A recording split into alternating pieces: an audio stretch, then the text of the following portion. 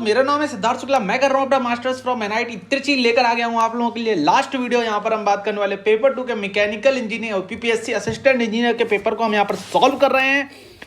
तो हम लोग ऑलरेडी 100 क्वेश्चन कर चुके हैं। ये 5वां वीडियो आ रहा है, तो यार तैयार हो जाओ अपने जोरदार हथियार लेकर सारे के सारे क्वेश्चंस को अटेम्प्ट करने के लिए। आप लोगों को जो भी पेपर सॉल्व कराना हो जस्ट मुझे मैसेज कीजिए, मैं यहाँ पर पूरा पेपर का सॉल्यूशन आपको फ्री ऑफ कॉस्ट दूंगा, जिससे आपको कोई बुक खरीदने की जरूरत नहीं है। चलिए, the quality of vapour at exit of nozzle dash due to the nozzle friction. देखो क्या होता है कि क्वालिटी ऑफ वेपर पे जब नोजल फ्रिक्शन होता है तो वो इंक्रीज हो जाती है। क्यों? क्योंकि देखो फ्रिक्शन का मतलब होता है हीट जनरेशन। हीट जनरेशन मतलब हीट आना। हीट आएगा तो वेपर जो होगा, जो वाटर होगा, वो वेपराइज होगा ज़्यादा से ज़्यादा, तो इंक्रीज हो जाएगा। समझे? Easy. An ideal gas of mass and temperature undergoes a reversible isothermal process from initial pressure P1 to final pressure P2. The heat loss during the process is Q. The entropy change delta S of the gas is. देखो यहाँ पर simple से बात या ध्यान रखो, जो entropy change होगा वो आपका सिंपली होगा MR/ln P1/P2। क्या होने वाला है आपका? MR/ln P1/P2। चलिए, यहाँ पे कोई Q/T1 वगैरह नहीं होने वाला है। Which one is not the reason behind the fact that ideal regenerative cycle is practically not possible? है ना? तो क्या रीजन है जिसके कारण ये साइकिल प्रैक्टिकली पॉसिबल नहीं है? नॉट अ रीजन बोला है। तो reversible heat transfer takes infinite time, बिल्कुल सही है। It is mechanically impossible exchange heat in the turbine, बिल्कुल सही है। The moisture content in the temperature will be high. पर हमसे नॉट अ रीजन पूछा है, तो स्टीम स्पेसिफिक वॉल्यूम का कोई लेना देना नहीं है। तो D is the answer. What will be the loss of available energy associated with the temperature of 1000 kilojoule of heat from constant temperature system at 600 Kelvin to another system at 400 Kelvin? What is the when the environment is 300 Kelvin? तो formula क्या होता है? T0 बराबर Q T2 minus T1 upon T1 T2। ये formula लगाओ। T1 T2 पता है आपको, ठीक है? 600 T1 400 T0 सही थी 300 Q 1000 किलो। सॉल्व करो, आंसर निकालो। Answer will be the B. An ideal close cycle gas turbine plant working between the temperature level 927 degree C and 27 degree C using an air as a working fluid. The pressure ratio for the maximum working output. तो याद रखना है, pressure जो final निकल के आएगा वो under T1 T2 आएगा। तो कितना हो जाएगा? 927 प्लस 273 इंटू 27 प्लस 273 निकालोगे, answer will come out to 11.3। Consider the following properties, है ना? तो consider the following properties are the intensive. तो एनर्जी तो इंटेंसिव नहीं होती, तो 1 गलत हो गया, ये आंसर पहले ही गलत हो गए। उसके बाद आप देखो 5 और 4 की तरफ गौर करो। प्रेशर एंड वॉल्यूम, तो वॉल्यूम आपकी क्या होती है? इंटेंसिव नहीं होती है, तो डी भी गलत हो गया। Answer will be the B. Air is drawn in a compressor at a rate of 0.8 kilogram per second at a pressure of 1 bar and a temperature of 20 degree C. Delivery temperature is 90 degree C and the pressure is 10 bar. The air is delivered through the area 2 into 10 to the power minus 3 meter square. R is at 287 joule per kilogram Kelvin. The air exit velocity. ठीक है। Conservation of mass निकालो। Compressor के अंदर जितना जाएगा मास उतना ही निकलेगा, simple सा फैक्टर है। तो कंजर्वेशन ऑफ मास के अकॉर्डिंग कितना आएगा? 0 kilogram per second equal to rho A V. तो रो की वैल्यू आपको पता है एयर के लिए कितनी होती है, ठीक है? एयर इज ड्रॉन कर रहे हैं ना हम लोग, तो रो की वैल्यू 1.2। एरिया दिया है 2 into 10 to the power minus 3। Velocity, है ना? अब यहाँ पे वेलोसिटी आप देखोगे तो ठीक है, वेलोसिटी आप देखने जाओगे तो आपको यहाँ पर वेलोसिटी नहीं मिलने वाली है ना? वेलोसिटी आपको यहाँ पर नहीं मिलने वाली, क्योंकि हमें वही फाइंड करनी है। तब आपको 0.8 पता है, इसकी डेंसिटी पता है, और आपका 2 into 10 to the power 3 मास पता है। तो आप इसको सॉल्व करो, यहाँ से वेलोसिटी की वैल्यू निकालो। 41.7 मीटर पर सेकंड वैल्यू आने वाली है।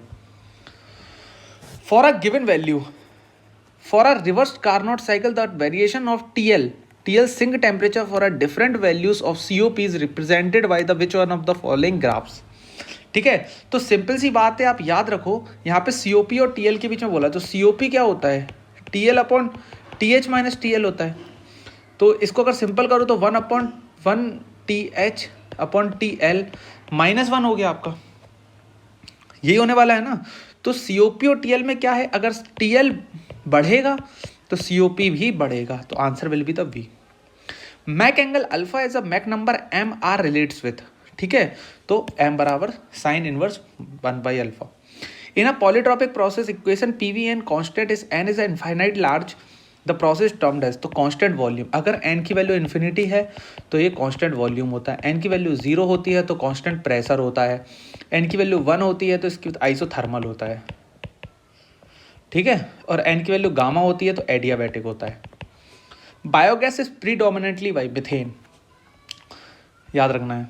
Change in enthalpy in a close system is equal to the heat transfer if the reversible process takes place at constant, ठीक है, मतलब अब वो बोल रहा है कि चेंज इन एंथैल्पी होना है, जो डेल एच है वो इक्वल होना चाहिए डेल क्यू के, कब होगा, तो ये सिर्फ कांस्टेंट प्रेशर के केस में होता है, सिर्फ कांस्टेंट प्रेशर के केस में, ठीक है। जब कांस्टेंट वैल्यू होता है तो जो डेल क्यू होता है वो डेल यू के बराबर हो जाता है। In Rankine cycle regeneration results in higher efficiency because, क्यों, क्योंकि average temperature of the heat addition in the value of compressibility factor Z at the critical state of van der Waal gas is, देखो compressibility factor पूछ रहा है, क्या होता है, Z बराबर P critical V critical upon T critical, इसकी value होती है 3/8, ठीक है, वॉन्डर वॉल इक्वेशंस के लिए, तो इसका वैल्यू होगा 0.375। A diesel engine is usually more efficient then a spark ignition engine because, मैंने आपको पहले भी जब बताया था, एक ऐसा क्वेश्चन कराया था ऐसे इंजन के लिए, तो सिंपल सा, the compression ratio of the diesel engine is higher than the spark ignition engine, ठीक है। चलो, a perfect gas has P1 बराबर 0.1 न्यूटन पर mm², V1 दे दिया, T1 दे दिया। अब बोला compress to 1/10 of its volume is an isothermal, तो एंट्रोपी चेंज पूछ रहा है, बहुत ईजी है ना, पहले भी कई बार कर लिया। सिंपल फॉर्मूला लगाओ, mR बराबर ln V2/V1, वैल्यू पुट करो सारी, आंसर आ जाएगा, V2 हो जाएगा आपका V1/10, V1 हो गया, R पता ही है, mR पता है, ठीक है। चलिए आगे बढ़ते हैं। If efficiency 1 and efficiency 2 are the thermal efficiency of the individual power plants when they are coupled in series, then overall thermal efficiency not of the combined plant, तो कितना होता है, एफिशिएंसी कंबाइंड होता है efficiency 1 plus efficiency 2 minus efficiency 1 efficiency 2। चलिए, a substance whose Joule Thomson coefficient is negative is throttled to a lower pressure during the process, ठीक है। अब क्या जूल थर्मल कोफिशिएंट बोल रहा है, अगर नेगेटिव है, देखो याद रखो, जूल थर्मल कोफिशिएंट अगर नेगेटिव होता है तो हीटिंग होती है, और अगर पॉजिटिव होता है तो कूलिंग होती है, ठीक है। तो the temperature of the substance will increase. Decrease of air fuel ratio in the spark ignition engine results in, क्या करता है, अगर देखो स्पार्क इग्निशन इंजन में एयर फूल रेशियो अगर डिक्रीज करोगे तो CO और अनबर्न्ड गैसेस बढ़ जाएंगी, ठीक है, और डीजल इंजन में अगर तुम कम करोगे तो नॉक्स इंक्रीज हो जाता है। चलिए अगला question, the mass of 5 kg of water at 293 kelvin is turned completely, ठीक है, completely to ice at 273 kelvin, the entropy change पूछा है। वो कह रहा है, तो फॉर्मूला सिंपल से एंट्रोपी का क्या होता है, mR बराबर है ना T final upon T initial, तो M पता है 5 इंटू R पता है आपको, है ना, mass of the water, R आपको निकाल लोगे आप, आपके लिए सिंपली होगा 0.287, है ना। उसके बाद आप निकालने जा रहे हो टेम्परेचर, तो टेम्परेचर हो जाएगा 273 अपॉन 293, सॉल्व करो, निकाल लो आंसर, -1.4847 किलोजूल पर केल्विन आएगा आंसर। मेडिजी में ये आंसर गलत है, मेडिजी में ये दिया है ये वाला आंसर, तो ये गलत है। A centrifugal pump is driven by a directly coupled 3 kilowatt motor of 415 RPM speed is propose to connected to a motor to 2900 RPM speed, the power of the motor should be, देखो P proportional होता है NQ के, याद रखना, अगर power 3 है तो motor है 1450 की पावर Q, ठीक है। अगर P हमारा X है तो ये हो जाएगा आपका 2900 की पावर Q, तो 2 टाइम्स हो गया, है ना, तो कितना निकल आएगा 8 मल्टीप्लाई, तो X बराबर 25 kilowatt. One reversible heat engine operates between the 1000 Kelvin and T Kelvin. Another reversible heat engine working between the T and 400. Both heat engine at the same heat input. Then the output temperature, तो simple से बात याद रखो, T final हो जाएगा √1000 × 400, निकालोगे 632.5 answer आ जाएगा। The pressure at a point is equal in all direction, जो प्रेशर है वो ऑल डायरेक्शन में सेम है, तो कब होगा, जब फ्लूइड रेस्ट पे होगा। अगला question, in the figure shown below E is the heat engine efficiency 0.4, R is the refrigerator, Q, ये देखो इंजन है, ये रेफ्रिजरेटर है, इसने इसको वर्क दिया, रेफ्रिजरेटर को वर्क काम करने के लिए। अब हमें इसको यहाँ पे सॉल्व करना है, तो सिंपल सी बात याद रखो, अगर एफिशिएंसी 0.4 है, एफिशिएंसी 0.4 है तो वर्क कितना निकल आया, 0.4 Q1 निकल आया, है ना। और यहाँ पर सिंपल सी बात देखो, Q1 जो यहाँ पर हीट सप्लाई है और रिजेक्टेड कितनी है, Q2, वो होगी 0.4 Q1 के बराबर।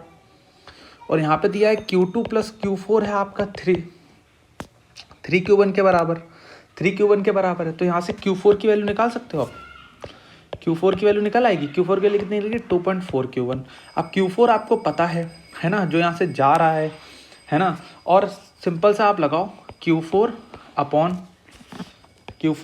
W/W, W आपको पता है, Q4 की वैल्यू Q1 के टर्म्स में पता है, 2.4 Q1 minus 0.4 Q1 upon 0.4 Q1, solve करो, आंसर निकालो, 5 आ जाएगा डायरेक्टली।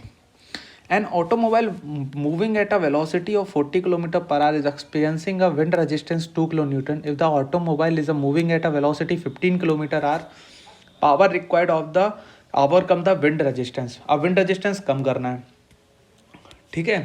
तो सिंपल सी बात आपको यहाँ पे देखनी पड़ेगी, है ना। यहाँ पर देखो, पहले तो याद रखो कि इसमें जो IAS मास्टर का सॉल्यूशन है वही करेक्ट है, मेडिसी वाला आंसर गलत है, तो 43.4 इसका आंसर होने वाला है। कैसे होगा देखो, W बराबर या पावर बराबर कितना होता है, ½ CD ρ/A² ठीक है। अब आपको क्या निकालना है, जो पावर एट 40 वाली बिंड पे कितना है, 2 kN है ना। और हमें निकालना है W50 पे निकालना है, तो W50 पे कितना आ जाएगा ये वाला, है ना। W50 पे आ जाएगा, देखो वेलोसिटी के स्क्वायर के प्रोपोर्शनल है, तो 50/40 का स्क्वायर इंटू 2, ठीक है, ये निकल आया, है ना। ये सॉरी W निकल आया, ये भी W था, सॉरी वर्क था, है ना। अब हमें निकालना पावर, तो पावर विंड रेजिस्टेंस है W इंटू V कर दो, W इंटू V करोगे तो जैसे ये पूरा टर्म लिखोगे 50/40 का स्क्वायर इंटू 2 इंटू V आपका कितना है 50, है ना। और इसको km/h से सॉल्व करोगे तो 5/18 से मल्टीप्लाई करा देना। जब आप इसको पूरा सॉल्व कर लोगे तो answer will come out to 43.4 kilowatt. Answer will be the A. Already हम यहाँ पर पूरी सीरीज़ को कंप्लीट कर चुके हैं पेपर 2 के 5 वीडियो में। अब हम यहाँ पे पेपर 1 को मैकेनिकल इंजीनियरिंग के सॉल्व करेंगे। उसके बाद मैं ही आपको इंडस्ट्रियल इंजीनियरिंग का जो पेपर हुआ है उसका सॉल्यूशन आपको कहीं नहीं मिलेगा। जिन बच्चों ने इंडस्ट्रियल इंजीनियरिंग का भी पेपर दिया है उनके लिए इंडस्ट्रियल इंजीनियरिंग का, मैकेनिकल इंजीनियरिंग का मैं पूरा कोर्स सिलेबस लेकर आने वाले हूँ UPPSC AE के पेपर सॉल्यूशन का। तो बने रहना है, जुड़े रहना है। मुझे फेसबुक पर, इंस्टा पर फॉलो कर लीजिए। जो भी डाउट है मुझसे पूछ लीजिए। और मेरे दूसरे चैनल सिद्धार्थ लाइव, जहाँ पर मैं करता हूँ कॉलेज रिव्यू।